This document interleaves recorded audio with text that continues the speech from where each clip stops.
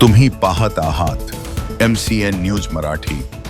नातेसंबंधांना काळीमा फासणाऱ्या एका गंभीर गुन्ह्यात अकोट सत्र न्यायालयाने 31 जानेवारी रोजी कठोर आणि महत्त्वपूर्ण निकाल दिला आहे। स्वतःच्या 12 वर्षीय अल्पवयीन मुलीवर लैंगिक अत्याचार केल्याप्रकरणी आरोपी बाप महेंद्र श्रीराम कठेरिया याला न्यायालयाने जन्मठेपेची शिक्षा सुनावली आहे।